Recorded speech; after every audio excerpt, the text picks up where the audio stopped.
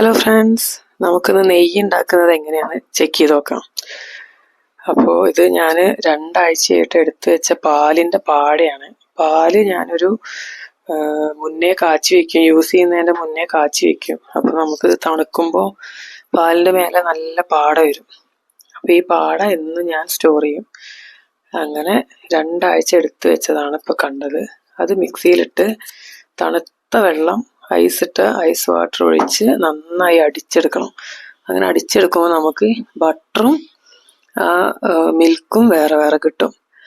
അപ്പോൾ കണ്ടില്ലേ, ഇതുപോലെ ബട്ടർ മുകളിൽ കുറച്ച് നേരം അടിക്കണം. ഒരു 5 മിനിറ്റൊക്കെ കണ്ടിന്യൂസ് ആയിട്ട് അടിക്കണം.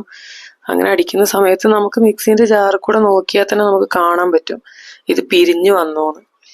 അങ്ങനെ പിരിഞ്ഞു വരുന്ന സമയത്ത് നമുക്കത് എടുത്തിട്ട് ഇതേപോലെ നമുക്ക് വേറൊരു പാത്രത്തിലേക്ക് ബട്ടർ വേറെ ബട്ടർ മിൽക്ക് വേറെ ആയിട്ട് ഒഴിച്ച് വെക്കാം.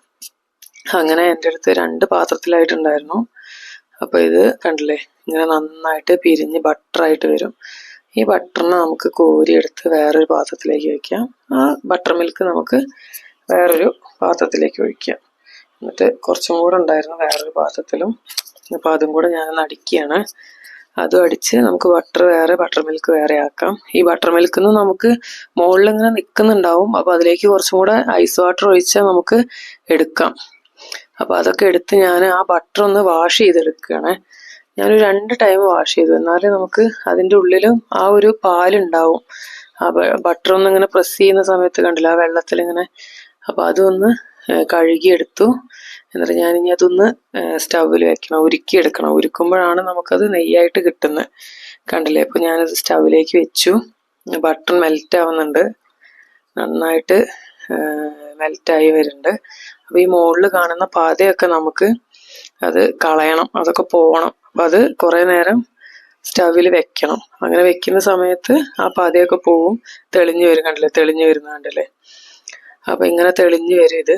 അതുകൊണ്ട് ഇപ്പോൾ ഒരുപാട് നന്നായിട്ട് തെളിഞ്ഞു വന്നു. ഇങ്ങനെയൊന്നും പോരാ, ഒന്നും കൂടെ നന്നായിട്ട് ആവാണ്ട്. കണ്ടില്ലേ, ഇപ്പോൾ അതിലുള്ള അത് ഒക്കെ പിരിഞ്ഞു വന്ന് നല്ല തെളിഞ്ഞ ബട്ടർ തെളിഞ്ഞു വന്ന് ഗീ ആയിട്ടുണ്ട്. കണ്ടില്ലേ, നല്ല സ്മെല്ലായിരിക്കും കേട്ടോ ഈ സമയത്ത്. ആദ്യത്തെ സ്മെല്ല് നമുക്ക് അങ്ങോട്ട് ഇഷ്ടപ്പെടില്ല, കാരണം അതൊരു ബാഡ് സ്മെല്ലായിരിക്കും, ആ പാലിൻ്റെ ഒക്കെ സ്മെല്ല്. ഇത് നല്ല അടിപൊളി നെയ്യിൻ്റെ സ്മെല്ല്. വാങ്ങുന്ന നെയ്യിന് പോലും ഈ ഒരു സ്മെല്ല് നമുക്ക് കിട്ടില്ല. പിന്നീട് നമുക്കത് അങ്ങോട്ട് അരിച്ചെടുക്കാം. അപ്പോൾ അത് ഞാൻ അരിച്ചെടുത്ത് കുപ്പിയിലേക്ക് ആക്കി. അപ്പോൾ എനിക്ക് ഇത്ര നെയ്യ് കിട്ടി. ആ കുപ്പിയുടെ ഫുള്ളായി ഏകദേശം. അപ്പോൾ ഞാനിത് ഫസ്റ്റ് നെയ്യ് ഉണ്ടാക്കിയാൽ ആദ്യം ഞാൻ എൻ്റെ ഭഗവാനാണ് ആദ്യം കത്തിക്കുന്നത്. അപ്പോൾ ആദ്യത്തെ കോട്ട മൂപ്പർക്ക് കൊടുക്കും.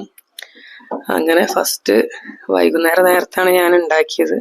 അപ്പോൾ വൈകുന്നേരം വിളക്ക് വെച്ചു.